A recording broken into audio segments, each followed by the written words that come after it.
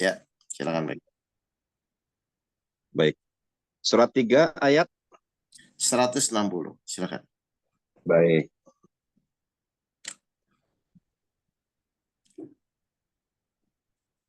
Baik, bismillahirrahmanirrahim. Surat 3 Al-Imran ayat 160.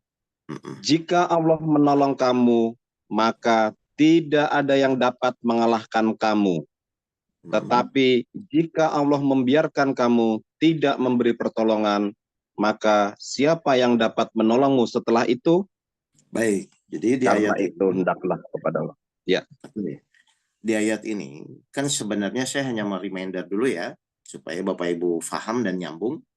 Jadi di ayat ini kan intinya apapun yang kita usahakan, ya, itu akan bisa berhasil, ya, atau bisa terwujud kalau Allah yang menolong, kan begitu ya Pak Eko ya. Betul, Ustaz.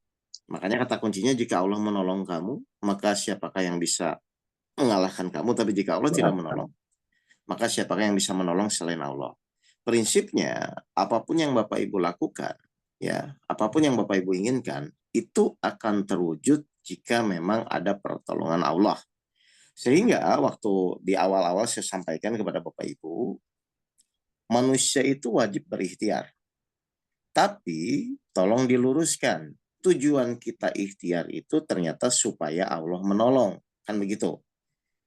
Tapi Ya. kebanyakan manusia biasanya niat ikhtiar adalah bagaimana menyelesaikan masalah. Akhirnya lupa bahwa ujung-ujungnya tetap Allah yang menolong. Kan begitu ya Pak Eko ya?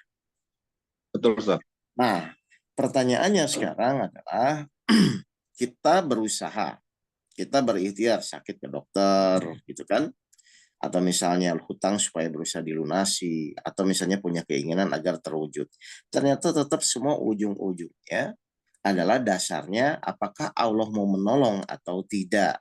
Berarti fokus kita yang kemarin saya sudah sampaikan di beberapa kajian yang satu dua itu, bagaimana caranya agar Allah mau menolong setiap permasalahan-permasalahan yang kita hadapi. Kan begitu ya.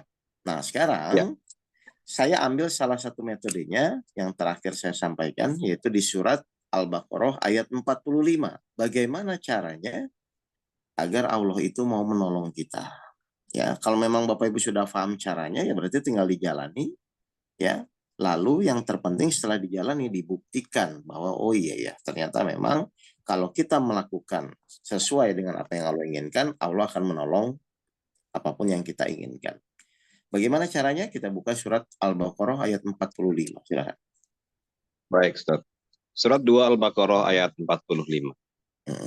Dan mohonlah pertolongan kepada Allah dengan sabar dan sholat. Dan Baik, sholat itu sungguh berat kecuali bagi orang-orang yang khusyuk. baik. Allah menjelaskan, Allah berjanji, mohonlah pertolongan kepada Allah dengan sabar dan sholat. Tapi di situ ada statement berikutnya. Tapi sholat itu sungguh berat kecuali bagi orang-orang yang khusyuk. Jadi sekarang yang apa yang harus kita perbaiki supaya Allah mulai memberikan pertolongan kepada kita, meskipun sebenarnya setiap hari menolong, yaitu kita harus memperbaiki kualitas sholat kita. Nah, jujur saja ya, jujur ya, Pak Eko kepada semua juga yang hadir di sini. Ya. Kan kadang ketika kita sholat, kadang-kadang ya, pikiran kita satu jalan-jalan. Ketika kita sholat, ya biasanya pikiran kita tuh jalan-jalan atau fokus, Pak Eko. Biasanya. Biasanya jalan-jalan, Tat. Ya. Keliling-keliling, Tat. Bahkan kalau misalnya rumor itu, kalau sering saya diskusi dengan jamaah itu, kalau misalnya Pak Eko hilang kunci, kalau pengen ketemu ya sholat, nanti juga pasti ketahuan, kan gitu ya. Nah, Ya. jadi yang harus akan kita kupas adalah bagaimana ketika kita melaksanakan sholat, ya minimal 4 rakaat kita menjalankan itu, pikirannya bisa selalu fokus dan tidak jalan-jalan. Kan begitu aja. Jadi nanti Ya. yang akan saya Betul, Tat. sampaikan adalah bagaimana metodologinya, ya. Bapak Ibu silahkan nanti langsung dipraktekkan, dibuktikan aja saat ini ya, supaya kita nanti bermanfaat. Artinya saya akan coba sharing bagaimana ketika Bapak Ibu sholat itu, misalnya yang paling banyak kan 4 rakaat ya, agar pikiran Bapak Ibu tidak jalan-jalan. Karena kebanyakan orang itu kadang-kadang sholat pikirannya kemana-mana, kadang-kadang lupa rokaat, kan begitu, kadang-kadang lupa yang dibaca. Nah ini kan terjadi secara umum ya di tengah-tengah masyarakat kita, atau kita semua juga kadang-kadang begitu, berarti apa yang perlu kita lakukan, berarti kita harus memperbaiki kualitas atau metodologi sholat yang selama ini mungkin Bapak Ibu jalani. Kan begitu aja kan, tolak ukurnya satu, misalnya munculnya ketenangan hati. Yang kedua, misalnya mudah ditolong Allah, gitu kan. Jadi artinya ibadah yang kita lakukan itu mulai merasakan manfaatnya. Kalau Bapak Ibu sudah merasakan manfaatnya, biasanya semakin lama semakin yakin. Jelas ya, jadi hari ini saya akan mengupas khususon di surat Al-Baqarah 45 itu, mohonlah pertolongan kepada Allah dengan sabar dan sholat. Dan sholat itu sungguh berat kecuali atau bagi orang-orang yang khusyuk di dalam sholatnya. Padahal kenyataannya mungkin Bapak Ibu juga kadang-kadang merasa kesulitan untuk fokus atau untuk khusyuk di dalam sholat. Baik, dasarnya kenapa kita harus misalnya fokus atau khusyuk di dalam sholat? Karena kita dasarnya adalah ingin ditolong Allah. Itu sederhananya saja ya, meskipun sebenarnya ibadah itu adalah hanya ketaatan kepada Allah saja. Baik, terus yang kedua, kenapa kita harus khusyuk di dalam sholat? Apa efeknya kepada diri kita di dalam menjalani kehidupan? Jujur Pak Eko, kadang-kadang kan kalau Pak Eko evaluasi ya, iman kita kan kadang-kadang sering turun naik ya. Betul, Ustaz. Turun naik, terus kadang-kadang juga kadang-kadang yakin, kadang-kadang sensitif. Nah, hal-hal itu kan harus perlu diperbaiki. Salah satu untuk menstabilkan keimanan kita ternyata dari sholat yang kita jalani. Surat 23 ayat 1 dan ayat 2. Silakan. Surat 20. Baik, surat 23 ya ayat 1. Al-Mu'minun ayat 1 dan ayat 1 dan 2. Baik. Baik, surat 23 ayat 1 dan 2. Ayat 1. Sungguh beruntung orang-orang yang beriman. Siapa ayat orang 2, yang beriman? Ayat 2, yaitu orang yang kusuk dalam surat sholatnya. Baik, jadi ini adalah beberapa ya manfaat ya atau pentingnya kita menjalankan sholat ya, minimal kita fokus di dalam menjalani sholat. Paham ya Bapak Ibu ya? Jadi saya kupas dulu dan setelah itu mari kita akan praktek ya, kita langsung nanti secara online ini Bapak Ibu nanti praktekkan saja. Nanti saya akan tanya kepada Bapak Ibu kalau misalnya nanti pas setelah praktek, oh Ustadz saya masih jalan-jalan pikirannya, silahkan nanti kita diskusi. Tapi oh ya sudah fokus ya, berarti Bapak Ibu tinggal jalani saja. Kan begitu aja ya.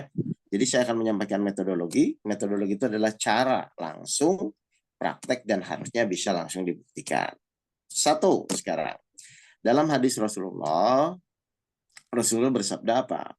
Jika seorang manusia sholatnya baik, maka semua amal perbuatan akan menjadi baik.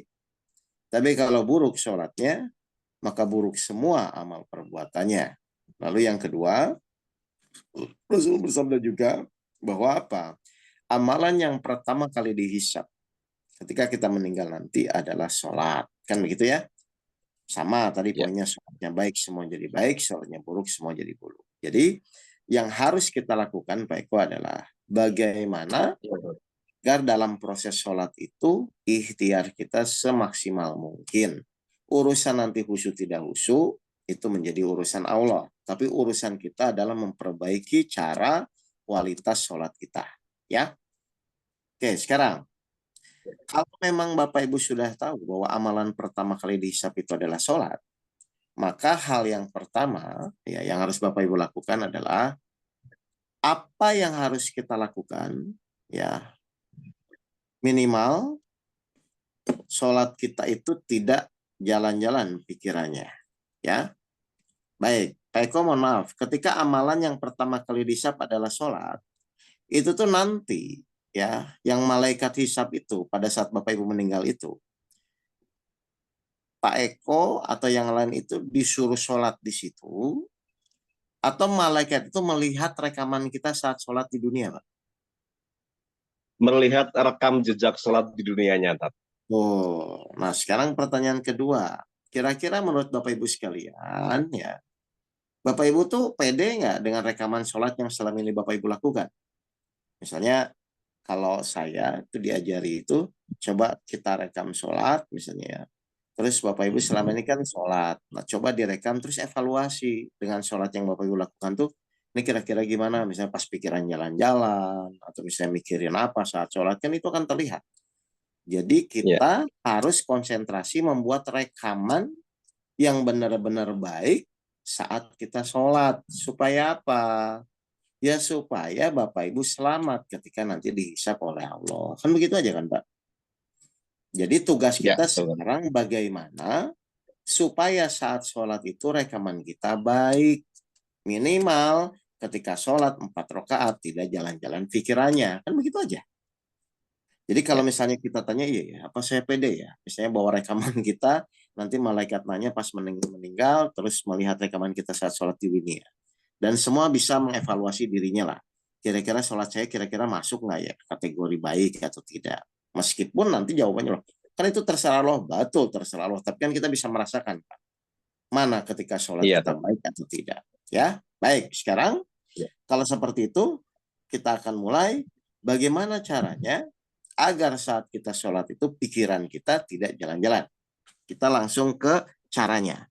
Satu, berarti yang pertama, kita masuk definisi sholat ya, baik Pak ya. Ya, Secara baik, Tat. umum, ya, secara umum nih Bapak Ibu sekalian, kita selama ini melaksanakan sholat. Dulu mungkin waktu kita kecil, secara definisi sholat itu adalah ibadah yang diawali dari takbiratul ikram, ya, dan diakhiri dengan ucapan salam. Itu dulu ya. Tapi karena kita sekarang harus benar-benar memperbaiki kualitas sholat kita dan bisa mempraktekkan, berarti kira-kira menurut Bapak Ibu nih, ya, Bapak Ibu mungkin bisa paham definisi sholat apa? Ya, selama ini kan kalau dulu kita waktu kecil sholat itu ibadah yang diawali dengan takbiratul ikram dan diakhiri dengan ucapan salam. Ya. Nah mungkin sekarang menurut Bapak Ibu sholat itu apa? Atau Pak Eko aja lah langsung jawab lah. Silakan Pak Eko. Secara jawabannya sholat itu apa Pak? Biar kita bisa langsung nyambung. Menurut Pak Eko? Sholat itu kalau sekarang, kalau waktu kita sekolah itu yang tadi disampaikan Ustaz, kalau sekarang itu adalah eh, fisik melakukan gerakan, roh melakukan komunikasi dengan Allah, Ustaz.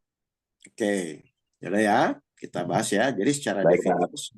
secara definisi itu betul ya. Sholat, sebentar. Secara definisi sholat itu adalah ya menghadap kepada Allah ya. Jasmani kita menghadap kiblat ya.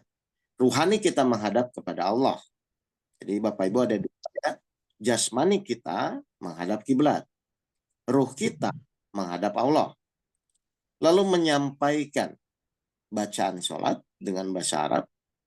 Di situ ada pernyataan pujian dan doa sesuai syarat dan rukunnya sholat.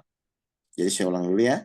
Jadi ketika Bapak Ibu misalnya mau melakukan sholat, secara definisinya sholat itu menghadap kepada Allah. Ya, jasmaninya ke kiblat. Ruhnya, ini penting ya, ruhnya menghadap Ya, Allah. Ustaz. Lalu ruhnya menyampaikan bacaan sholat dengan bahasa Arab. Di situ ada pernyataan pujian dan doa. Lalu sesuai syarat dan rukunnya sholat. Jelas ya Bapak Ibu sekalian? Nah, sekarang saya akan kupas satu persatu agar ini bisa kita langsung praktekkan nanti ya. Ini, menghadap kepada Allah. Misalnya saya menghadap Pak Eko ya. Misalnya saya menghadap Pak Eko. Ya, Ustaz. Kalau saya menghadap Pak Eko, berarti kalau saya menghargai Bapak, pas saya Ya. menghadap pikiran saya fokus ke Pak Eko atau ke pasar misalnya. Fokus ke yang ini menghadap, Ustaz. Oke, fokus kepada yang kita hadapi. Tapi misalnya kalau saya menghadap Pak Eko, tapi pikiran saya ke pasar, pikiran saya ke kantor, kan tidak menghargai Pak Eko kan yang sebagai saya yang hadapi kan. Ya, betul, Ustaz. Jadi, sekarang saya mau nanya kepada Bapak Ibu. Bapak Ibu selama ini sholat, menghadap siapa Pak Eko? Kepada Allah, Ustaz. Baik, pertanyaan kedua, apakah pikiran kita fokus kepada Allah? Belum Nah, tentu, Ustaz. silahkan dijawab oleh hati masing-masing. Apakah sholat kita selama ini menghargai Allah atau tidak? Kan idealnya ketika kita menghadap, berarti pikiran kita fokus kepada siapa yang kita hadapi. Jadi sholat yang benar itu adalah ketika kita sholat, pikiran kita pun harus fokus kepada siapa yang kita hadapi. Berarti kalau sholat itu menghadap kepada Allah, harusnya kita pun pikiran kita menghadap kepada Allah. Pikiran kita pun fokus kepada Allah. Satu, berarti poinnya kita harus mampu menghadap. Bagaimana caranya? Nanti kita praktekkan. Bagaimana supaya kita menghadap kepada Allah dan pikiran pun fokus kepada Allah. Jadi ada caranya ya. Yang pertama, kita harus mampu menghadap kepada Allah. Baik, terus yang kedua, setelah menghadap, ya, kita disuruh menyampaikan bacaan sholat. Ini yang menyampaikan jasmani kita, Pak, atau ruh kita? Ya. Ruh kita, Pak. Nah, kenapa ruh kita yang harus menyampaikan? Baik, surat 7 ayat 172. Silakan. Baik, Tat. Ya, surat jadi 7 ayat 172. Kenapa ruh kita yang harus menghadap dan menyampaikan bacaan? Kenapa ruh kita yang nanti akan bertanggung jawab ketika kita nanti dihisab Allah nanti setelah kita meninggal? Baik. Surat 7 ayat 172. Ya. Dan ingatlah, ketika Tuhanmu mengeluarkan dari sulbi tulang belakang anak cucu Adam keturunan mereka, dan Allah mengambil kesaksian terhadap roh mereka seraya berfirman, Allah bukankah aku ini mengambil Tuhanmu? kesaksian? Coba Pak, sekali lagi, Allah mengambil? Ya. Allah mengeluarkan dari sulbi tulang belakang anak cucu Adam keturunan mereka, dan Allah mengambil kesaksian terhadap roh mereka. Ruh ya Pak ya, bukan manusia kan itu kan? Betul, betul. Jadi sebelum kita jadi manusia, kenapa ruh kita yang nanti akan bertanggung jawab? Karena ruh kita membuat statement atau pernyataan kepada Allah. Lanjut Pak. Terus? Seraya berfirman, bukankah aku ini Tuhanmu? Mereka menjawab, betul, mereka itu Engkau siapa? Tuhan kami. Mereka itu siapa Pak? Ruh, Tat. Ruh ya, mereka menjawab, ruh kita menjawab. Jadi Allah nanya, terus betul, Engkau Tuhan kami. Terus? Betul, Engkau Tuhan kami. Kami bersaksi, kami lakukan yang demikian itu agar di hari kiamat kamu tidak mengatakan sesungguhnya ketika itu kami lengah terhadap ini. Baik, jadi nanti Bapak Ibu harus sadar ya, yang akan dihisap itu, yang akan bertanggung jawab itu adalah ruhnya. Makanya tadi saya bilang, sholat itu yang benar adalah menghadap kepada Allah, jasmaninya ke kiblat, ruhnya harus menghadap kepada Allah.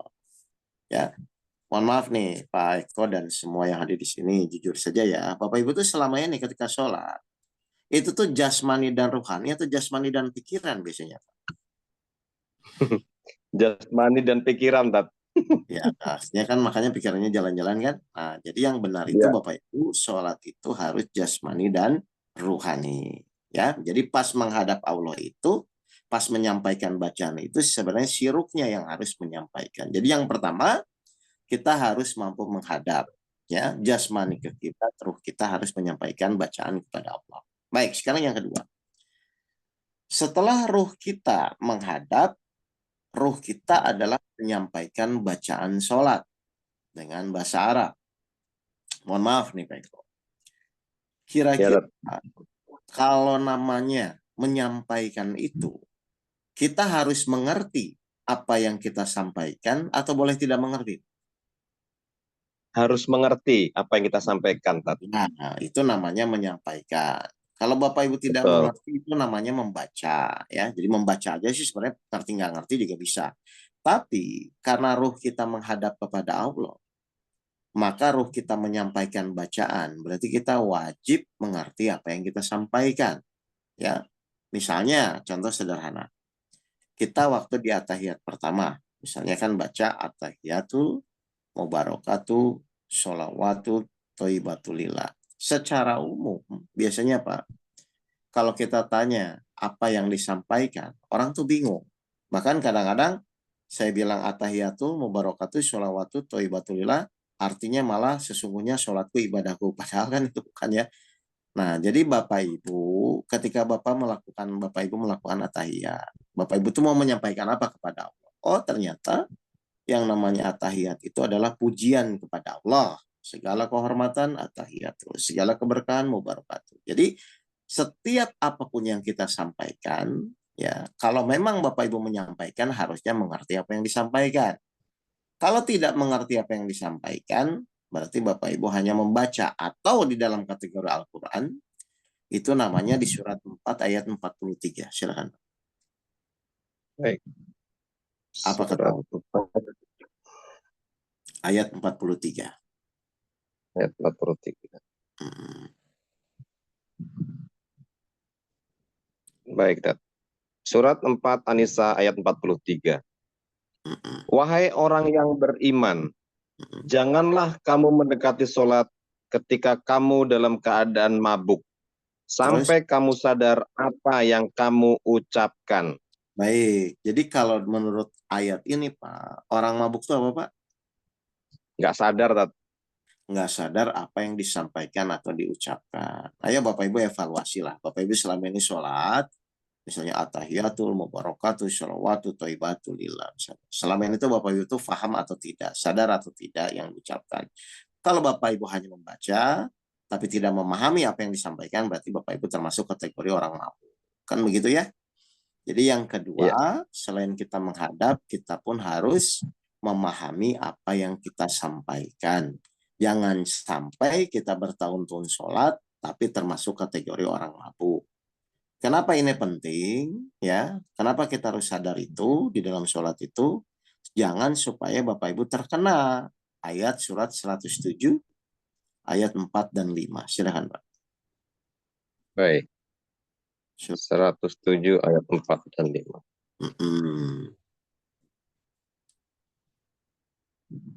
Apa kata Allah di sini? Baik, surat 107 Al-Ma'un ayat 4 dan 5. Ayat 4. Maka celakalah orang yang sholat. Baik, ada Ayat orang 5-nya. sholat, sebentar ya, ada orang sholat tapi celaka. Kira-kira yang sadar atau yang mabuk, Pak? Ini yang mabuk, Tat. Ya, apa poinnya ayat berikutnya, ayat 4 dan 5-nya. Kelima. Silakan. Siapa yang celaka? Yaitu Ayat 5. Yaitu orang-orang yang lalai terhadap sholatnya. baik. Jadi di sini ada orang sholat celaka, yaitu orang-orang yang lalai di dalam sholatnya. Salah satu cirinya orang lalai menurut tafsir Ibnu Katsir, yaitu ketika sholat pikirannya tidak fokus, pikirannya hanya jalan-jalan. Jadi pas sholat tuh mikirin kemana, mikirin masalah, mikirin apapun. Nah, jadi ini yang akan kita perbaiki Bapak Ibu ya. Jadi sholat itu benar menghadap kepada Allah, pikiran juga kepada Allah dan sadar apa yang disampaikan. Baik, yang terakhir adalah sesuai syarat dan rukunnya sholat.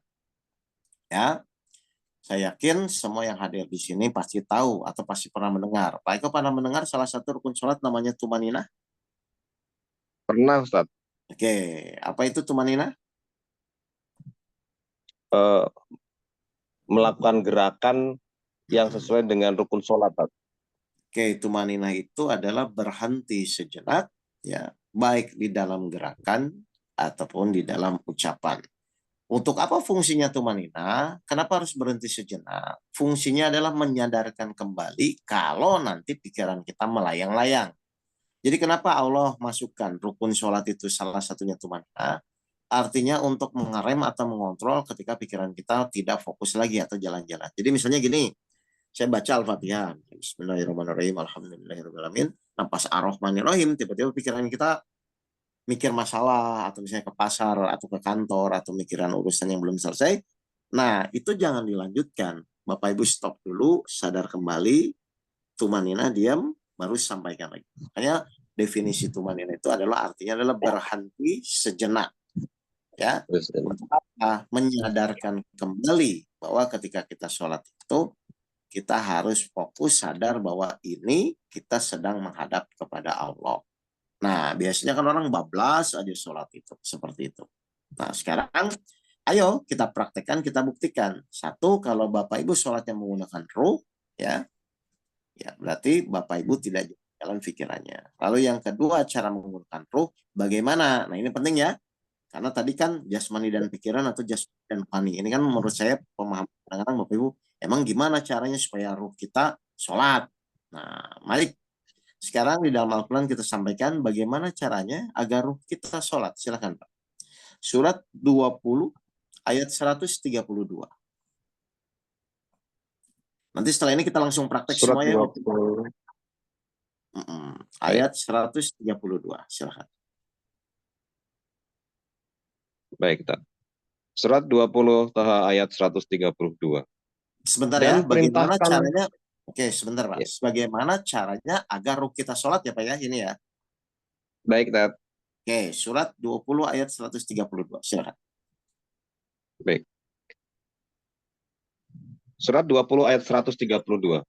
Dan perintahkanlah keluargamu melaksanakan sholat Stop. dan sabar dalam mengerjakannya. Oke, Ya. diulang Pak. Dipotong dulu itu. Satu, perintahkanlah. Baik. Keluargamu melaksanakan sholat. Semua diperintahkan sholat.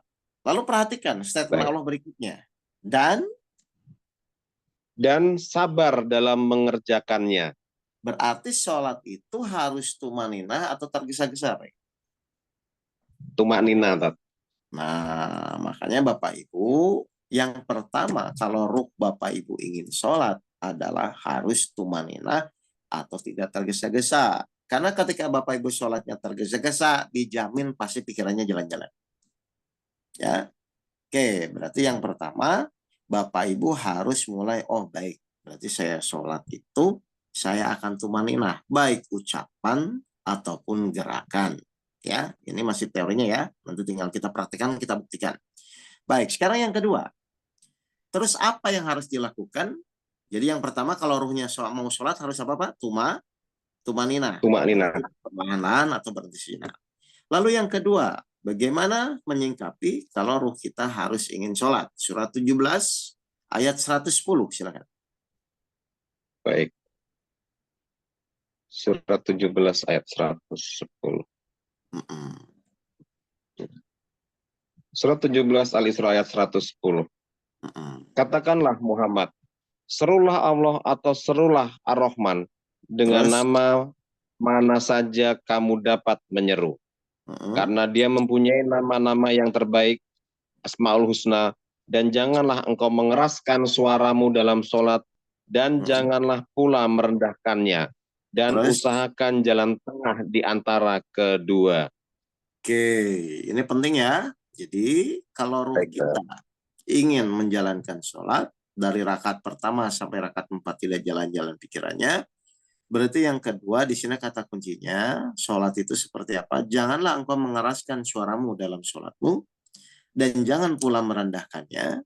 Berarti ambillah jalan tengah di antara keduanya itu. Berarti pertanyaan saya Pak, menurut ayat ini, kita boleh nggak sholat itu dalam hati Pak? Nggak boleh, Tat. Nggak boleh ya. Jadi Bapak Ibu penting ini. Sholat itu adalah menurut surat 17 ayat 110, tidak boleh terlalu keras juga, tidak boleh terlalu pelan juga, tapi ambilan jalan tengah di antara keduanya itu.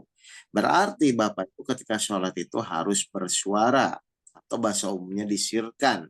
Si telinga kita ya, harus fokus mendengarkan benar-benar apa yang disampaikan oleh mulut. Kenapa? Siapa yang menyampaikan? Yang menyampaikan hakikatnya ruh. Ya, kan Bapak Ibu punya ruh semua ya. Ruh kita menyampaikan lewat mulut. Nah, Bapak Ibu agar tahu ruh kita menyampaikan atau tidak, berarti fokus didengarkan di telinga. Jadi fungsi telinga apa Pak Eko? Mendengarkan. Mendengarkan bacaan dari mulut kita yang hakikatnya ruh kita yang menyampaikan. Ingat ya, saya kunci ya. Jadi kalau Bapak Ibu ruhnya ingin sholat adalah fokus yang pertama adalah telinga kita fokus mendengarkan apa yang disampaikan mulut kita. Nah ini penting nih. Pertanyaannya Pak Eko, mendengarkannya itu ayat per ayat atau kalimah per kalimah? Kalau ayat per ayat berarti nanti Bapak Ibu pas sholat Bismillahirrahmanirrahim si telinga kita. Tapi kalau kalimah per kalimah berarti Pak Eko berarti mendengarkannya Bismillahirrahmanirrahim. Itu ya Pak ya. Jadi ada dua hal ya. Ya, Nah nanti kita ya, coba Tat. kalau kita sekarang nanti mendengarkannya kalimah per kalimah lebih fokus atau tidak gitu loh. Kan mungkin selama ini kan Bapak Ibu mendengarkannya ayat per ayat ya, sebagian besar. Nah kita buktikan. Coba nanti kita fokus, telinga kita tuh hanya fokus mendengarkan kalimah per kalimah. Berarti Bismillahirrahmanirrahim. Itu ya Pak Eko ya. Jadi praktiknya begitu ya. Ya, Tat. Oke, Betul, Tat. jadi dasarnya apa? Surat 17 ayat 106. Silakan. Surat Ini 17 ayat 106. 106, silakan. Baik. Surat 17 ayat 106. Mm-mm. Dan Al-Quran kami turunkan berangsur-angsur agar engkau Muhammad membacakannya kepada manusia perlahan-lahan. Dan Terus, kami menurunkannya secara bertahap. oke, jadi di sini menguatkan pemahaman ya bahwa kita dalam menyampaikan atau membaca ayat-ayat Al-Quran itu perlahan-lahan atau tumanina atau tartil lah seperti ya. Baik, jadi sekarang ingat ya, kita akan praktek ya, menyuruh mulut menyampaikan bacaan, lalu telinga Bapak Ibu fokus mendengarkan bacaannya masing-masing, kalimah per kalimah. Kita buktikan kalimah per kalimah dulu ya. Baik, yang terakhir Pak, mata Baik, boleh Tat. merem nggak Pak? Mata Mm-mm. harusnya nggak boleh, tapi biasanya merem, Tat. Nah, ini saya buka dulu berarti surat 24 ayat 24. Silakan Pak. Mata harus melihat ya Bapak Ibu ya, nggak boleh merem ya. Karena ini akan ditanya semua menjadi saksi. Silakan. Surat 24 An-Nur ayat 24. Jadi mata harus fokus ya. Silakan. Baik, Tat. Pada hari ketika lidah, tangan, dan kaki mereka menjadi saksi atas mereka terhadap apa yang dahulu mereka kerjakan. Oke, jasmani itu Bapak Ibu nanti akan semua menjadi saksi. Jadi misalnya ketika kita sholat, mulut menyampaikan, telinga mendengarkan, mata melihat, itu semua akan menjadi saksi. Terdakwanya tetap ruhnya, ya. Jadi tetap sholat itu karena kita manusia harus menggunakan jasmani dan ruhani. Jasmani gerakan, ruhani ucapan. Baik ya. Jadi kita sekarang langsung praktek saja dan saya akan minta langsung nanti ketika Bapak Ibu mengikuti praktek silakan tanya saja ya, jalan-jalan, pikirannya masih jalan-jalan atau fokus. Kalau misalnya nanti memang terbukti, oh ya Ustadz kok jadi fokus, nah berarti Bapak Ibu tinggal jalani saja ya. Jadi saya ulang, ini yang saya sampaikan metodologi, ya. Metodologi itu berarti bisa digunakan, bisa tidak, bisa dipraktekkan atau tidak. Tapi target kita saat ini adalah bagaimana ketika sholat pikiran kita fokus ya. Caranya adalah tadi apa? Ruh kita menyampaikan lewat mulut, Menyampaikan. dan ingat, yang paling penting, telinga kita fokus mendengarkan. Ya, jadi ini fokus si telinga fokus mendengarkan kalimah per kalimah yang disampaikan oleh mulut. Berarti Bapak Ibu nggak usah dulu mikirin artinya ya. Ini tahap pertama. Pokoknya Bismillahirrohmanirrohim. Mata melihat tempat sujud. Kalau Bapak Ibu lagi posisi duduk, matanya melihat tempat sujud. Telinganya fokus mendengarkan kalimah per kalimah dulu. Nggak usah dulu mikirin artinya ya. Pokoknya tugas Bapak Ibu si telinga ini fokus mendengarkan bacaan masing-masing ya, kalimah per kalimah. Berarti kalau kalimah per kalimah itu Bismillahirrahmanirrahim. Kalau ayat per ayat Bismillahirrahmanirrahim gitu ya. Baik, Iya. bisa langsung kita praktekkan. Tolong Bapak Ibu praktek dulu satu ayat dulu aja ya, baca Bismillahirrahmanirrahim. Kita hitungan ketiga, matanya melihat tempat sujud. Ingat, tolong telinganya fokus mendengarkan bacaan masing-masing. Fokus ya, mendengarkan bacaan masing-masing. Siap. Kita mulai ya, relax dulu ya. Matanya melihat tempat sujud, telinganya fokus mendengarkan bacaan masing-masing. Siap ya, kita mulai. Satu, dua, tiga. Silakan sampaikan bacaan. Telinganya fokus mendengarkan bacaan masing-masing kalimah per kalimah. Silakan.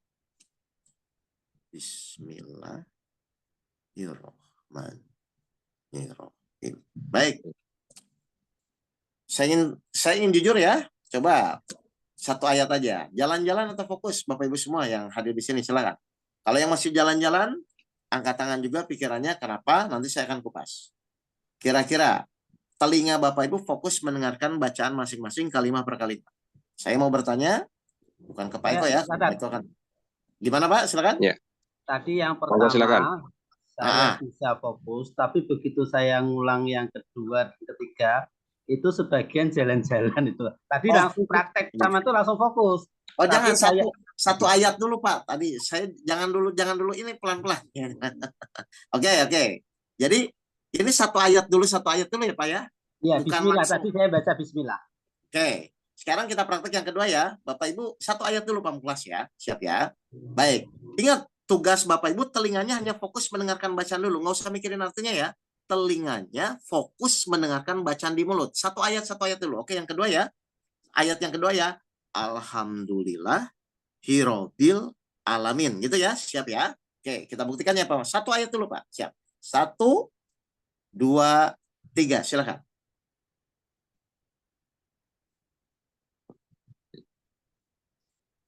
Baik. Ayo, jujur. Jalan-jalan atau fokus? Satu ayat aja dulu. Belum semua ini, belum.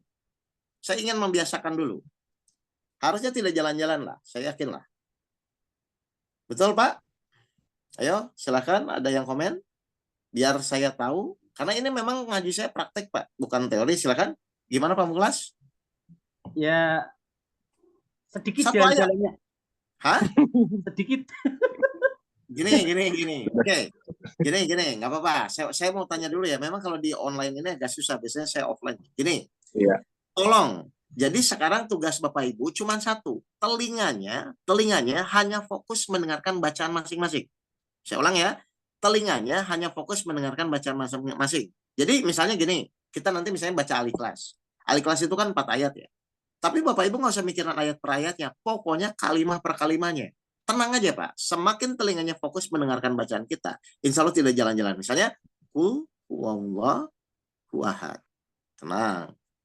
Allahu somad. Tenang gitu loh Pak. Jadi pakai tumaninah ya. Nanti saya akan jelaskan kenapa nanti jadi tidak jalan-jalan. Tapi Bapak Ibu harus praktekkan dulu. Oke ya? Baik, sekarang tolong Bapak Ibu baca surat Al-Ikhlas ya. Tapi nggak perlu fokus kepada berapa ayatnya ya. Yang penting tiap ayat itu Bapak Ibu bacanya kalimat per kalimat ya. Jadi Qul huwallahu ahad. Gitu ya. Baik, kita mulai sekarang. Nanti saya akan tanya. Jujur, tapi harus tenang Pak, harus tumaninah ya. Siap. Kita mulai, hitungan ketiga, Bapak Ibu praktek, dengarkan telinganya masing-masing, bacaannya masing-masing. Saya akan buktikan langsung. Siap ya? 1, 2, 3. Silahkan sampaikan. Fokus telinganya mendengarkan kalimat per kalimat. Silahkan, surat Al-Ikhlas. Relax, tumaninah, berhenti, dengarkan lagi. Relax, dengarkan lagi.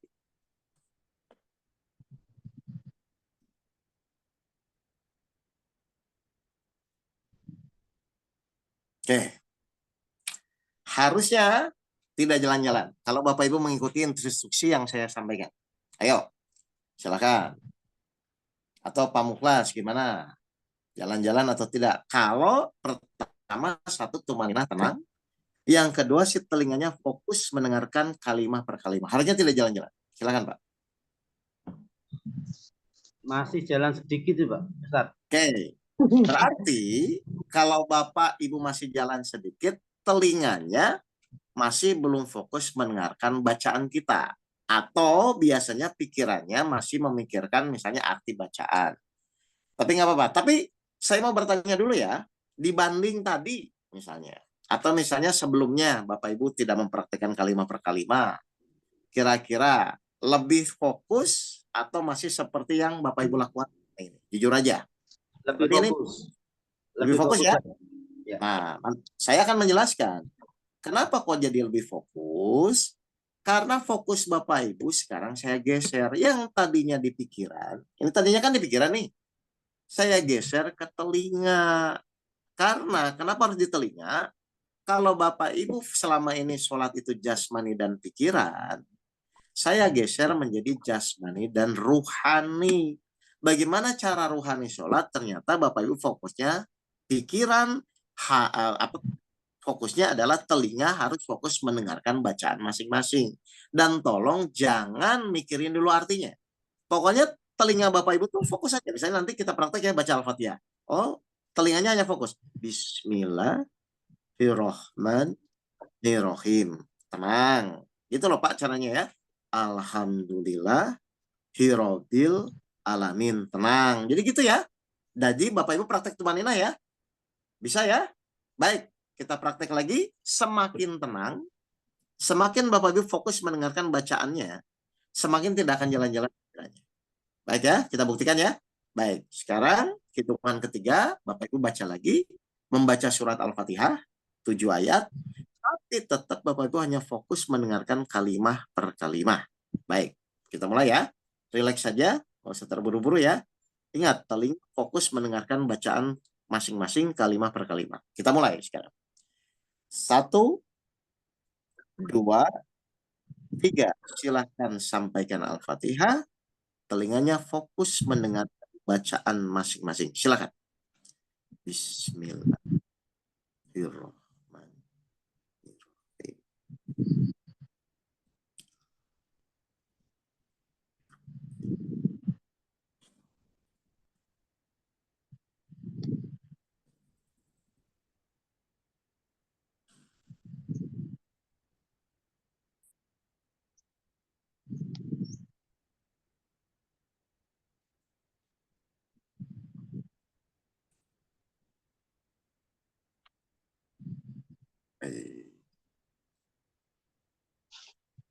Baik, silakan. Ada yang mau komentar? Jadi ini sholat khusyuk tahap pertama agar mulai Bapak Ibu terbiasa ketika sholat itu tumaninah ya, dan pasti harusnya Ya, Dok. Fokus tapi ini Tat. Kenapa? Alhamdulillah. Kalau mata terpejam itu tak rasakan itu agak fokus, tapi kalau matanya terbuka tadi sudah saya membayangkan di tempat sujud itu ada sebagian yang lari-lari gitu, Tat. Ya kalau saya terpejamkan gitu. Oke, gini, bagus. Untung Bapak bicara gitu ya. Gini, sekarang, tolong, itu kan di tempat Bapak ada nggak buat titik fokus? Jadi mata itu Pak harus misalnya ya, kalau untuk metodologi ini ya, mata itu harus melihat titik sujud. Misalnya ada nggak di bawah Bapak itu misalnya titik atau misalnya kamera handphone atau misalnya Bapak Ibu buat titik atau apa saja yang membuat Bapak fokus ke titik itu. Coba nanti kita praktek lagi Pak. Untuk Bapak jujur ya, coba di depan Bapak ada nggak nih apa titik yang bisa Bapak lihat? Jangan tidak ada titik, bisa nggak? Tapi matanya harus fokus melihat titik Pak. Nanti insya Allah akan lebih paham. Ada Bapak Ibu? Ya, kalau ada titiknya, kalau misalnya sekarang udah dilihat, coba praktek lagi surat Al-Ikhlas, tapi matanya melihat titik ya. Mata melihat titik, ngedip nggak apa-apa, tapi nggak usah tegang. Matanya melihat titik, sama, tapi tetap telinganya fokus mendengarkan kalimat per kalimat. Coba, kalau memang ada titiknya ya, atau buat misalnya pakai bolpen titik-titik kecil, agar mata bisa fokus ke situ. Kalau sudah, kita praktek lagi. Jadi ingat ya, mata melihat titik sujud yang tadi Bapak Ibu lihat dibuat atau apa aja titiknya pokoknya. Lalu telinganya tetap fokus mendengarkan yang dibaca. Kalau sudah, kita praktek lagi. Siap ya? Jadi matanya jangan merem Pak, kita buktikan ya. Pak Muklas lihat matanya melihat titik sujud. Ya, sudah, kalau sudah ada, lalu tetap caranya telinga fokus mendengarkan. Jadi memang ada dua hal. Mata itu untuk mengatur pikiran, ya. Telinga itu untuk mendengarkan syuruhnya sholat. Coba, silakan. Mata melihat titik sujud. Siap ya? Oke, kita mulai baca Al-Ikhlas. Matanya melihat titik sujud, telinganya fokus mendengarkan. Nanti saya akan tanya lagi. Siap ya? 1, 2, 3. Silakan sampaikan dengan tumaninah. Telinga fokus mendengarkan bacaan masing-masing. Matanya melihat titik sujud.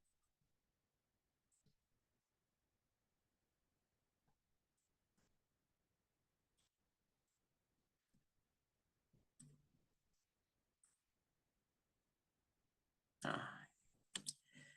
insya Allah harusnya, silakan. Saya minta komentar dari bapak-bapak yang sudah praktek atau ibu-ibu yang sudah praktek. Harusnya lebih ya kenaikan tajam konsentrasinya dan fokus. Iya, betul. Kenapa saya berani begitu Pak? Karena memang saya sudah praktekkan ya. ke jamaah-jamaah saya mempraktekkan, ternyata oh iya.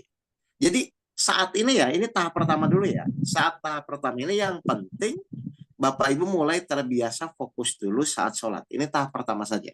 Maksudnya ada tahap berikutnya sampai 4 tahap kalau sholat khusyuk itu. Cuman kan kalau secara online gini, saya nggak bisa menyampaikan semua dulu, tapi harus bertahap. Karena memang kan saya tidak melihat Bapak dan Ibu. Tapi kalau misalnya offline kan bisa langsung.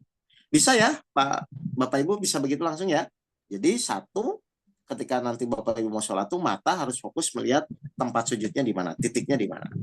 Lalu yang kedua, ingat telinganya fokus mendengarkan bacaan masing-masing atau disirkan, tapi nggak boleh bukan kanan kiri. Cukup terdengar di telinga kita.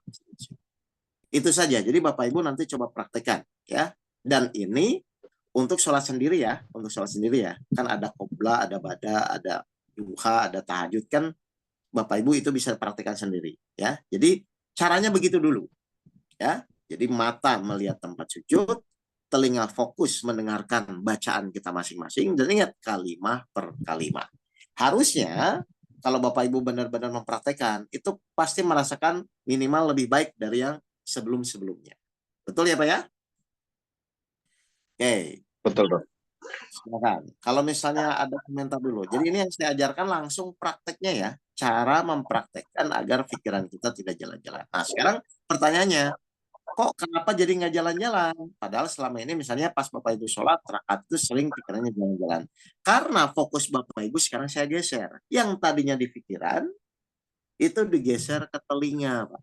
Jadi Bapak tuh fokusnya di sini. Jadi kalau dulu, mungkin kalau belum Bapak Ibu tadi saya ajarkan, fokus Bapak itu di pikiran. Makanya kadang-kadang membayangkan Ka'bah, ya kan? Memikirkan masalah, terus membayangkan bacaan. Jangan begitu ya. Pokoknya tugas Bapak Ibu telinganya hanya fokus mendengarkan kalimah per kalimah saat Bapak Ibu membaca bacaan sholat. Jelas ini Bapak Ibu semua? Ya, jadi saya ulang. Materinya tuh nanti ada 7 Pak. Ada iman, ada sabar, ada sholat, ada ikhlas, ya, ada bersyukur, ada tawakal, ada zikir perbuatan. Dan ini ke arah lebih metodologi prakteknya Pak. Kan kalau teorinya banyak sholat itu apa, tapi saya lebih ke arah karena intinya gini, teori apapun kita buat, ya. Tapi kalau misalnya saat praktek itu tidak bisa menjadi lebih baik, kan jadi buat apa juga? Karena buat saya teori apapun, setinggi apapun, itu akan bermanfaat kalau kita praktekkan. Nah, salah satu caranya tadi yang saya sampaikan, kalau teori yang tadi saya sampaikan bisa mulai mengurangi Bapak tidak jalan-jalan pikirannya, mulai fokus, kan berarti insya Allah itu bisa membantu, gitu loh Bapak Ibu. Dan nanti Bapak Ibu akan merasakan, benar nggak sih hadis Rasul yang mengatakan ketika seorang manusia sholatnya baik, maka semua amal perbuatan jadi baik. Atau kalau engkau ingin memperbaiki masalah hidupmu, maka perbaikilah dari sholatmu misalnya. Seperti itu. Jadi sebenarnya kalau Bapak Ibu misalnya mulai memperbaiki ini, tadi caranya yang tadi saya sampaikan ya, nanti mungkin rekamannya juga bisa saya share. Intinya coba Bapak Ibu mulai satu kata kunci aja. Mulailah tumaninah dulu. Jadi tumaninah itu tidak tergesa-gesa. Karena ketika Bapak Ibu tidak tumaninah, ruhnya tidak akan sholat. Ketika tidak tumaninah, ruhnya tidak akan sholat. Yang kalau Bapak Ibu tergesa-gesa, pasti nafsunya yang sholat atau pikirannya yang sholat. Tanya Tad. Silakan. Kaitannya tadi Tad yang sering saya alami dalam sholat itu kadang-kadang kepingin saya itu tumakninah atau dalam arti khusyuk ya. Itu ya tadi ya. Itu masalah mata terpejam Tad. Itu kadang-kadang yang saya ini itu cara untuk manukan itu gimana Tad? Nah itu makanya saya bilang. Kalau saya Pak, ini metode simpel aja ya. Kalau saya itu sekarang, misalnya kalau mau sholat ya, kalau misalkan karpet masjid itu kadang-kadang nggak ada titiknya kan, polos ya Pak ya. Saya tuh biasanya bawa sejadah kecil Pak, yang memang di sejadah itu udah saya plot atau saya jahit titik gitu loh Pak, ada titik bulat kecil gitu ya. Itu untuk membantu aja kalau misalnya awal-awal gitu loh Pak. Karena ketika terpejam sebenarnya Bapak tuh pasti lari pikirannya. Makanya tadi kan saya setelah Pak Muklas bilang, kok saya udah mulai baik, tapi kayaknya kalau terpejam kan lebih fokus kan itu kan biasanya. Nah makanya saya bilang, coba sekarang lihat titik, karena mata ini pikirannya fokus atau lari-lari, itu kan ketika terpejam itu langsung lari karena tidak fokus Pak. Makanya tadi saya bilang mata Bapak tolong lihat titik sujud, apapun yang di depan itu Bapak, itu sebagai acuan itu. Nah kalau saya dulu pas pertama kali itu diajarkan guru saya akhirnya bawa sejadah yang kecil tuh Pak, yang kecil, itu ada sengaja dibuat titik gitu loh sama saya. Dan itu saya bawa kemana-mana kalau sholat misalnya kan, karena setiap masjid kan belum tentu karpetnya ada titiknya ya. Awas jangan sampai nitikin di karpet juga gitu. Nah saya tuh pakai itu biasanya Pak. Jadi melatih fokus kita kepada titik yang nanti untuk sujud kita. Gitu. Itu aja. Ini kan masih permulaan ya, awal gitu loh Pak. Ya. Kalau kita sholat, misalkan sholat yang zuhur yang sir gitu Tat ya. Ternyata bacaan imamnya itu agak panjang ya, bukan panjang. Misalkan baca surat An-Naba, sedangkan saya tuh bacaan cuma dalam arti cuma Al-Bayyinah gitu. Kadang-kadang jeda itu menjadikan apa ya? Nunggu itu kadang-kadang menjadikan pikiran lain. Gimana caranya Tat? Oke, Bapak, ini sekarang pertanyaannya bagaimana kalau sholat berjamaah kan ya? Iya. Oke, tadi kan saya bisa menjelaskan ya. Tadi yang saya jelaskan ini untuk latihan dulu sholat sendiri ya. Kan makanya saya tadi silahkan mulai dibiasakan dulu tumaninanya di qobla, di ba'da atau duha, tahajud. Itu kan nggak perlu sholat berjamaah kan Pak kalau yang itu kan.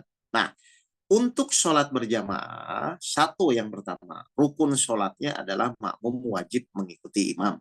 Ya, tapi kan kalau zuhur sama asar Bapak tetap baca masing-masing ya Pak ya. Nah, sekarang saya mau nanya, kalau tadi sholat sendiri, itu kan sumber suara dari ruh kita tuh Pak. Ruh menyampaikan lewat mulut, mulut didengarkan di telinga. Ya, itu untuk sholat sendiri. Tapi kalau sholat berjamaah, sumber suara kan dari imam, yang maghrib, isya, dan subuh. Berarti apa? Telinga kita fokus mendengarkan bacaan imam, Mbak. Ya, ingat ya, telinga kita fokus mendengarkan bacaan imam. Di dalam mulut diam, fokus, dan dimasukkan ke ruh saja. Jadi dibolak-balik saja. Ini sederhananya dulu ya Pak ya. Jadi nanti kalau Bapak Ibu misalnya yang dizaharkan, yang maghrib, isya, dan subuh, telinga Bapak Ibu fokus mendengarkan bacaan imam saja. Jelas nih Pak? Ya, kalau sendiri, yang tadi sumber suara dari ruh, menyampaikan di mulut, didengarkan di telinga.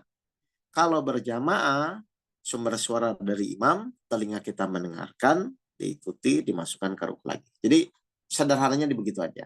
Kalau detailnya nanti di fikih sholat saja. Jelas ya Pak Mulas ya?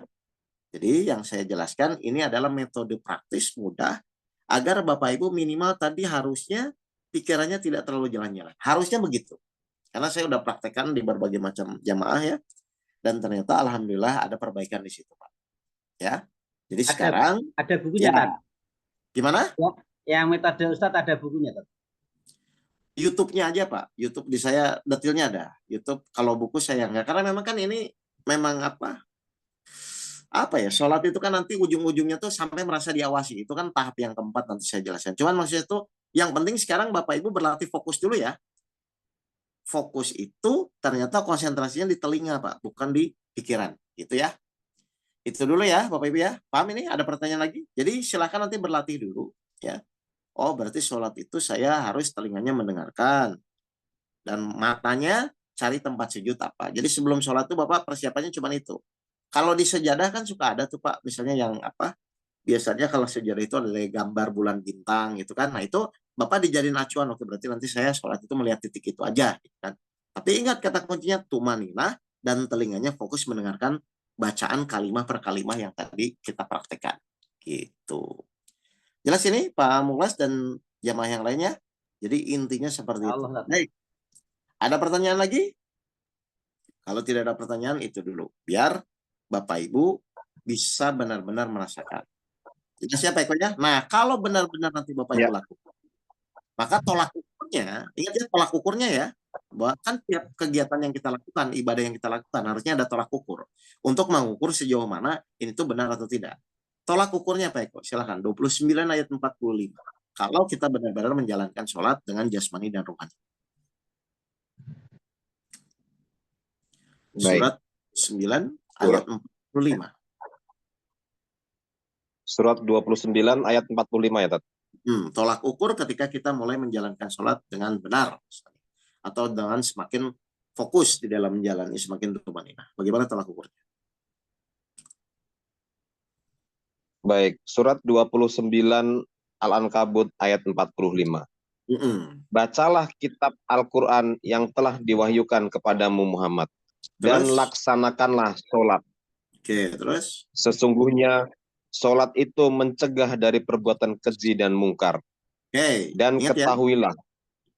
Oke, pelan-pelan Pak. Jadi satu, Bapak tolak ukurnya adalah mencegah perbuatan keji dan mungkar. Berarti kalau misalnya ada sifat-sifat yang tidak baik di dalam diri kita, dengan kualitas sholat yang baik harusnya mulai berkurang. Nah ini yang penting. Yang kedua, poinnya silahkan Pak. Dan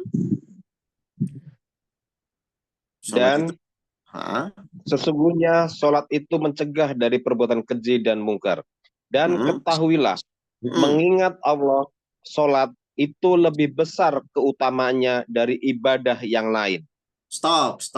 Oke, apa Pak Eko di situ poinnya Pak? Sholat itu adalah ibadah yang lebih besar keutamanya dari ibadah yang lain. Syaratnya apa? Syaratnya itu tadi. Syaratnya apa? Coba sekali lagi coba dibaca dari situ tadi. Dan ketahuilah, mengingat Allah, sholat itu lebih besar. Berarti ketika Bapak Ibu dari ibadah yang lain. Ketika Bapak Ibu sholat, kalau ingin sholat itu menjadi lebih utama dibanding ibadah lain, berarti pas sholat itu memang fokus kepada Allah atau fokus kepada yang lain, Pak? Fokus kepada Allah, mengingat Allah. Ya, mengingat Allah di dalam sholat, berarti Bapak Ibu harus khusus dalam sholatnya, lebih utama dibanding ibadah-ibadah yang lainnya. Jadi kekhusyuan ini penting ya Bapak Ibu ya. Nah, langkah-langkahnya nanti saya akan jelaskan, tapi ini tahap pertama dulu. Yang tadi saya langkah-langkahnya. Telinganya fokus mendengarkan kalimah per kalimah. Nah, itu silakan Bapak Ibu latih. Itu. Cara latihannya biar tidak sulit di luar sholat berjamaah. Misalnya qoblanya, badaknya, duhanya, tahajudnya. Kan itu Bapak Ibu bisa sendiri, waktunya bisa menentukan. Tapi kalau berjamaah ya suka tidak suka Bapak Ibu harus wajib mengikuti imam. Gitu. Jelas ya Bapak Ibu jamaah sekalian. Jadi ini yang saya sampaikan metode praktis, mudah, agar Bapak Ibu langsung bisa mempraktekkan. Sayang soalnya kalau bertahun-tahun sholat pikirannya jalan-jalan lagi. Padahal sholat itu yang benar sebagai penolong. Bukan hanya menggugurkan kewajiban dan mencegah perbuatan dari keji dan mungkar. Berarti kalau mencegah itu menurut Pak Eko sesudah atau sebelum? Mencegah itu sebelum. Sebelum nanti Bapak Ibu akan mulai merasakan. Ya, intinya begitu ya. Nanti lebih detailnya kita dalam perjalanan boleh. Tapi prinsipnya ayo kita perbaiki kualitas sholat. Insya Allah loh, paling yang mungkin selama ini 4 rakaat 5 menit, paling dengan begini ya, dengan tumanina, dengan fokus mendengarkan kalimat per kalimat, paling ditambah sekitar jadi 7 menit, 8 menit. Tapi itu akan merubah lini kehidupan Bapak Ibu yang selama ini Bapak Ibu jalani. Ingat, tolak ukurnya biasanya masalah menjadi mudah terselesaikan. Itu loh Pak, Bu. Terus doa lebih mudah dikabulkan. Nah itu tuh akan menjadi tolak ukur kita di dalam menjalani ibadah sholat. Salah satunya begitu. Ya, silakan nanti Bapak Ibu rasakan perubahannya kalau memang Bapak Ibu benar-benar bisa istiqomah melakukan sholat dengan tumanina. Ya, jelas ya Bapak Ibu semua? Baik. Ada pertanyaan lagi? Kalau tidak mungkin itu dulu. Tanya Ustaz. Oh silakan. Untuk doa tambahan pada sujud terakhir dan tahiyat terakhir seperti ya muqallibal qulub atau ya itu apalah itu yang terakhir itu dilafalkan dengan ucapan atau tidak harus di dalam hati saja. Oke, secara keterangan itu di dalam hati saja ya Bu ya. Baik. Cuma saya mau luruskan poinnya gini Bapak Ibu ya. Mohon maaf, ini banyak yang terbolak-balik. Menurut Bapak Ibu, doa yang mustajab itu di dalam sholat atau di luar sholat? Di dalam. Di dalam ya. Nah Bapak Ibu harus paham ini. Padahal Allah sudah memberikan kesempatan kepada kita. Selain di doa duduk sujud, selain doa sujud terakhir, Allah pun ngasih suruh kita doa pada saat apa Bapak Ibu? Pada saat duduk di antara dua sujud. Itu luar biasa. Dua sujud. Ya. Jadi duduk di antara dua sujud ini, kalau benar-benar Bapak Ibu berdoa, insya Allah harusnya mustajab. Itu kan jelas ini 8 permohonan. Ya Tuhanku ampunilah saya Rabbik firli. Kasihanlah saya warhamni. Tutuplah aib saya wajburni. Angkatlah derajat saya warfa'ni. Berilah saya rezeki warzukni. Berilah saya petunjuk wahdini. Berilah saya kesehatan wa'afini. Maafkanlah saya wafu'ani. Mohon maaf sekarang, Bapak Ibu selama ini waktu duduk di antara dua sujud, itu tuh berdoa atau membaca? Berdoa. Jadi Kalau Membaca dan berdoa, berdoa. enggak, kalau berdoa harusnya pakai rasa. Betul nggak, Bu? Ya, Tapi betul. kalau cuma Rabik fili waramni wajuri wafani waruzik madini wafin wafuna, itu kira-kira berdoa atau membaca? Itu cuman membaca. Jadi tolong ya Bapak Ibu. Jadi nanti posisi bagus untuk Mbak Ibu ngingetin saya. Jadi nanti saat posisi Ibu dari sujud, mau keduduk di antara dua sujud, Bapak Ibu tuh niatkan. Ya Allah, ini saya mau berdoa. Kalau berdoa itu harusnya munculkan rasa dulu permohonan. Nah, itu sebenarnya nanti di tahap kedua saya jelaskan. Cuman karena Ibu nanya saya jelaskan. Jadi nanti pas Bapak Ibu dari sujud, itu pas mau naik ke duduk di antara dua sujud itu Bapak Ibu harus niatkan. Baru pelan-pelan Bu, dengan rasa, munculkan rasa memohon. Rabik firli warhamni. Itu luar biasa sebenarnya. Dan banyak orang yang melewatkan di situ. Ya. Jadi nanti pas Bapak Ibu itu kan 17 kali itu. Nah, jadi Bapak Ibu nanti benar-benar coba dipraktekkan. Oh iya ya, saya mau berdoa sama Allah nih. Itu kan 8 permohonan luar biasa. Apalagi misalnya di warzukni, beri saya rizki, sama wahdini, beri saya petunjuk. Nah, itu bisa dilakukan. Jadi pas ngangkat dari sujud kepada duduk di antara dua sujud, Bapak Ibu tuh munculkan rasa dulu memohon. Karena harus pakai rasa berdoa itu. Bukan hanya sekedar Nabi pilih warani wajuri warna. Itu rugi menurut saya. Ya, jadi tolong saat duduk di antara dua sujud, coba Bapak Ibu mulai maksimalkan. Saya kan pernah cerita ya, awal saya kajian begini gara-gara diawali dari kebangkrutan perusahaan saya. Saya punya hutang 2,5 miliar, saya mau cerai dan saya akan dipenjara. Waktu itu dalam kondisi hancur. Lalu guru saya mengajarkan masuk ke sebenarnya senjata umat Islam itu Allah tuh sudah bekali. Salah satu sebenarnya waktu terdahsyat itu adalah saat kita sholat dalam duduk di antara dua sujud. Itu tuh Allah benar-benar kalau Bapak Ibu melakukan berdoa ya, bukan hanya membaca saja, maksudnya munculkan rasa, terus menyampaikan permohonan kepada Allah saat duduk di antara dua sujud, insya Allah 17 kali harusnya bisa dikabulkan. Ya, jadi kalau misalnya ada jamaah saya curhat tentang masalah hidup, saya biasanya cek dulu, Bapak Ibu sholatnya bagaimana?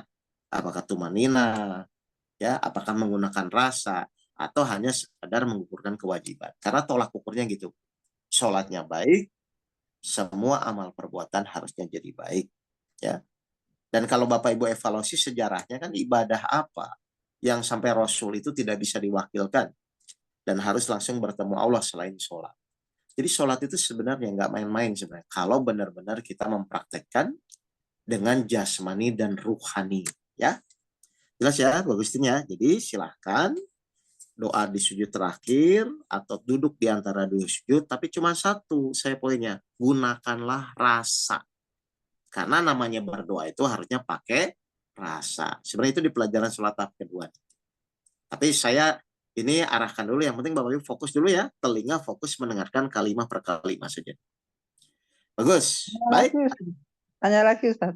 Oh, tapi saya itu kalau misalnya doa yang tadi tambahan tadi Allahumma hasibni hisaba yasira, kalau hanya dalam hati itu malah sulit sekali untuk konsentrasi ya, lebih mudah dilafalkan dengan bibir. Seperti tadi kan kita bisa telinga tuh bisa mendengarkan tuh lebih, ketika saya harus dalam hati itu malah apa ya, jadi lama sekali karena nggak bisa apa ya, susah gitu loh. Nah, makanya kan saya arahkannya ke doa duduk di antara dua sujud kan Bu. Karena kalau di situ tuh karena masih ada inilah, makanya perdebatan ada khilafiyah lah di situ. Makanya saya nggak terlalu ke sana. Pokoknya kalau saya itu malah lebih konsentrasinya saat duduk di antara dua sujud itu. Karena kan itu memang bisa kita sirkan kan. Karena itu masih ini Bu, kalau saya jawab misalnya yang boleh sama tidak itu pasti ada dua-duanya ini Bu. Jelas ya Bu ya? Jadi saya lebih ke arah memang duduk di antara dua sujud saja. Dan itu cukup luar biasa. Pokoknya Bapak Ibu buktikan saja nanti. Jadi pas nanti dari sujud Bapak Ibu udah niat. Saya benar-benar berdoa, munculkan rasa dan harus tumanina. Makanya ini saya ajarikan untuk sholat munfarid sendiri dulu ya Bapak Ibu ya. Kalau berjamaah kan susah ngajarnya soalnya. Nah, kalau berjamaah ya udahlah ikuti imam saja. Tapi kalau ini benar-benar Ibu Bapak bisa praktekkan benar. Dan benar-benar harusnya Bapak Ibu bisa rasakan perubahan hidup ketika perbaikan Bapak Ibu memperbaiki sholat Bapak dan Ibu. Ya. Baik. Ada lagi pertanyaan Bapak Ibu semua? Kalau tidak, itu dulu ya. Jadi intinya, ayo, salah satu ibadah yang harus kita perbaiki kualitasnya, apalagi Bapak Ibu nanti akan berhaji, sayang, coba mulai praktekkan di dalam sholat itu tumanina. Kan tumanina itu memang rukun, Pak, dan harus dijalani, Pak. Artinya adalah berhenti sejenak di antara gerakan dan ucapan. Nah, yang tadi saya bahas itu kan bagaimana agar dalam sholat membaca kalimah per kalimah dan si telinga ini benar-benar fokus mendengarkan bacaan yang kita sampaikan.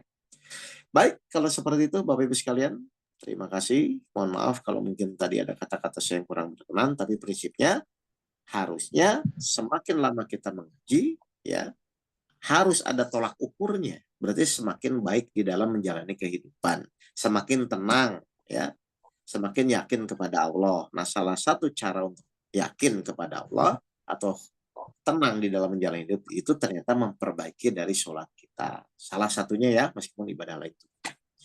Baik, kalau begitu, terima kasih Bapak Ibu sekalian. Mari kita tutup dengan bacaan hamdalah. Sama-sama. Ya, alhamdulillahirabbil alamin. Alhamdulillahirabbil alamin. Allahumma wa bihamdika asyhadu an la ilaha anta astaghfiruka wa atubu ilaik. Nanti rekamannya saya share ya Bapak Ibu ya. Assalamualaikum warahmatullahi wabarakatuh. Baik.